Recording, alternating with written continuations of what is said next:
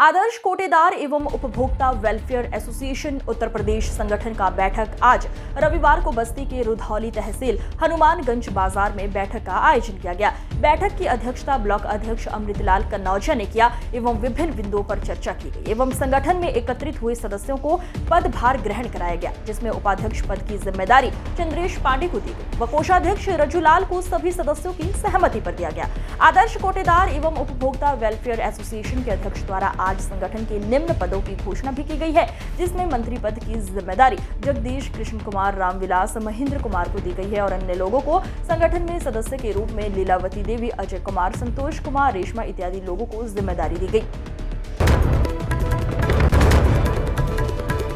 पीलीभीत की तहसील पुरनपुर क्षेत्र में बहने वाली हरदोई ब्रांच नहर में रेलिंग से टकराने के बाद 2 युवक नहर में डूब गए। बताया जा रहा है कि एक युवक की मौके पर ही मौत हो गई, वहीं दूसरा युवक गंभीर रूप से बुरी तरह घायल हो गया है। बताया जा रहा है दोनों युवक जेसीबी के चालक थे। दोनों युवक जेसीबी छोड़कर अपने घर जाने के लिए बाइक से निकल रहे थे। जैसे ही दोनों युवक हरदोई ब्रांच नहर तेरमह मिल के पास पहुंचे, अचानक रेलिंग से टकरा गए। टकराने के बाद दोनों युवक नहर में जा गिरे। एक युवक बुरी तरह घायल हो गया। एक युवक को राहगीरों ने बड़ी शिद्दत के बाद बाहर निकालकर उसे सीएचसी पुरनपुर भेजा, जहां डॉक्टरों ने पीलीभीत रेफर कर दिया है।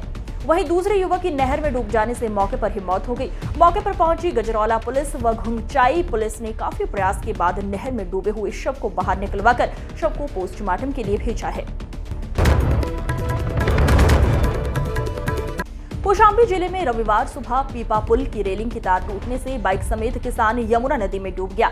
हादसे में किसान की दर्दनाक मौत हो गई। सूचना पर पहुंची पुलिस की घंटों मशक्कत के बाद किसान का शव मिला। पुलिस ने शव को पोस्टमार्टम के लिए भेज दिया है। किसान मिर्चा बेचने उसे पार जा रहा था। ग्रामीणों का आरोप है कि पीपा पुल पर लोग अवैध रूप से पैसों की वसूली तो करते हैं, लेकिन पुरानी जर्जर रेलिंग तार नहीं बदलते। घटना सराय अकिल थाना क्षेत्र के नंदापुरवा पीपा पुल की है। सुबह मिर्चा बेचने गए थे धंधा पे फेरी करने, तो ये जमुना जी में पुल बनता है, इसी में स्लिप करे और नीचे गिर गए, उसमें डूब गए थे, डूब के मौत हो गई उनकी। कैसे मालूम पड़ा आप लोग को? वो एक पीछे से गांव से एक बंदे गए थे, वो फोन करवाए थे, उड़ गए, तब यहाँ से पब्लिक दौड़ी। पीपा का पुल मजबूत नहीं था क्या? वो पीपा का पुल मजबूत नहीं, वो दो इंगल लगाए थे, वो भी 2 नट छोटे, इंगल नहीं लगा रहा, 2 छोटे छोटे नट थे, बस उसी में चले गए थे। कौन है आपके? हमारे भाई हैं। क्या नाम है तुम्हारा? हमारा संदीप कुमार। महोबा जनपद के पनवाड़ी में पीपीएल का शुभारंभ मुख्य अतिथि रूप में आए हुए जयप्रकाश अनुरागी जिला पंचायत अध्यक्ष और समाजसेवी राजू मिश्रा द्वारा किया गया, जिसमें महोबा क्षेत्र की कई टीमें और अन्य प्रांत की टीमें इस पनवाड़ी प्रीमियम लीग में सहभागिता करती है। पनवाड़ी प्रीमियम लीग की संयोजक राजू मिश्रा हर वर्ष की भांति इसका आयोजन बड़े ही धूमधाम से करते हैं और युवाओं से कंधे से कंधा मिलाकर चलते हैं। इस वर्ष भी पनवाड़ी प्रीमियम लीग में महोबा जनपद और अन्य जिलों की टीम इसमें सहभागिता करती नजर आ रही है।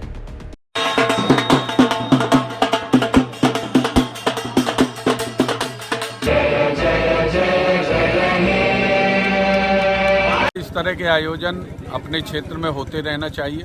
पिछली बार भी और कई विगत वर्षों से इसके जो संयोजक हैं राजू मिश्रा जी, जो समाज सेवी हैं, स्वयं युवाओं के लिए प्रेरणा स्रोत हैं और युवाओं को आगे लाना चाहते हैं। ऐसी सोच के साथ ये पनवाड़ी प्रीमियर लीग का एक शुभारंभ जब से इन्होंने किया है, तब से क्षेत्र की कई टीमें, जो अन्य प्रांतों की भी टीमें हैं, जैसे आज हम देख रहे हैं जालौन और कटनी में भी मैच है, तो ऐसे ही कई टीमें प्रतिभाग करती हैं। इससे युवाओं में उत्साह बनता है, युवाओं में खेल के प्रति रुचि बनती है और जो भारतीय जनता पार्टी की सरकार है, खेलो इंडिया के माध्यम से युवाओं में जोश भरना चाहती है और उनके प्रोत्साहित करके उन्हें खेलों से।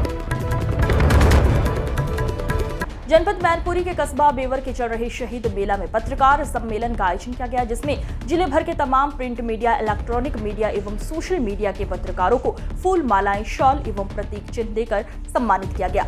पत्रकार सम्मेलन में स्कूली बच्चों ने स्वागत गान और सांस्कृतिक कार्यक्रम प्रस्तुत कर खूब तालियां बटोरी। पत्रकार सम्मेलन में राष्ट्रीय पत्रकार सुरक्षा परिषद के प्रदेश सचिव गुलजार अहमद ने कहा कि पत्रकार को चौथा स्तंभ कहा जाता है। बेसहारा, असहाय, पीड़ित लोगों की आवाज को उठाने के साथ पत्रकारों पर फर्जी मुकदमे दर्ज होते हैं।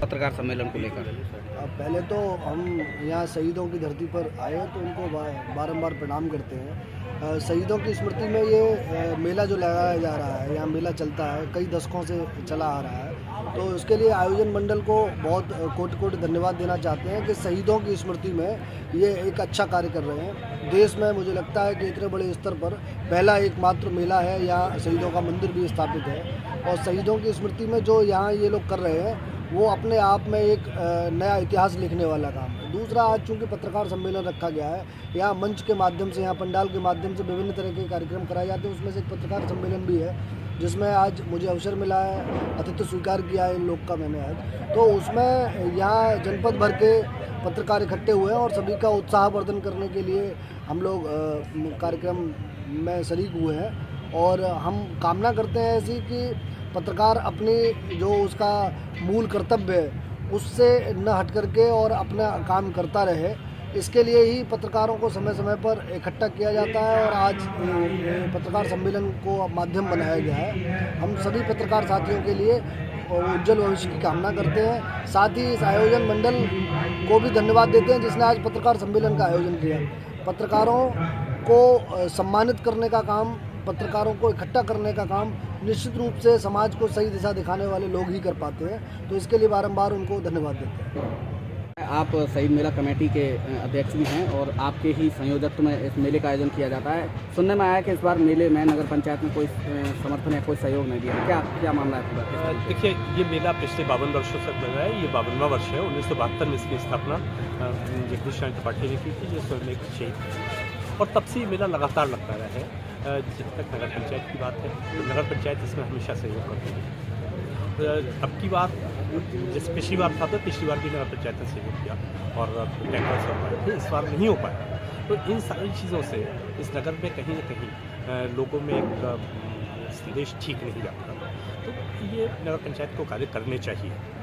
और ये जो शहीद मेला है इसमें सारे देश के क्रांतिकारी आते हैं, उनके वंशज आते हैं, देश के बहुत सारे लोग आते हैं, वो यहाँ पर श्रद्धांजलि देते हैं। तो एक नगर में ये न होने से एक संदेश अच्छा नहीं है।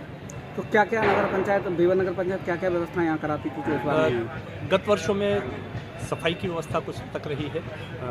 इसके अलावा टैंकर है, शौचालय है, ये आई मास्क लगी हुई है, ये लाइट है, तो इस तरह की व्यवस्था उतरती रही थी जो इस वर्ष नहीं हो पाई। किन कारणों से नहीं हो पाई मुझे नहीं पता, मैंने उन्हें इस पर अवगत कराया था। और मेले में तमाम महिलाएं और युवतियां भी आती हैं, तो ऐसे में शौचालय बेहद आवश्यक होता है, तो कहाँ से कैसे व्यवस्था की जा रही है? इस बार जो शौचालय की व्यवस्था है वो भोगांव से की गई है।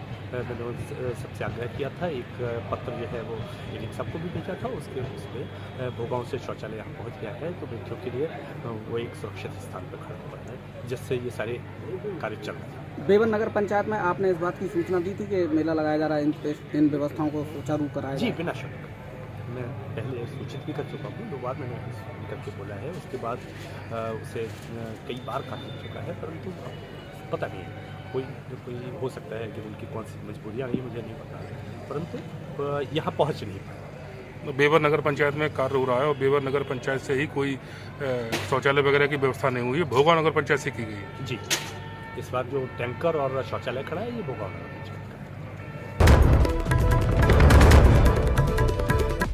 आज की खबरों में बस इतना ही। देखते रहिए हिंदी खबर एक्सप्रेस। नमस्कार।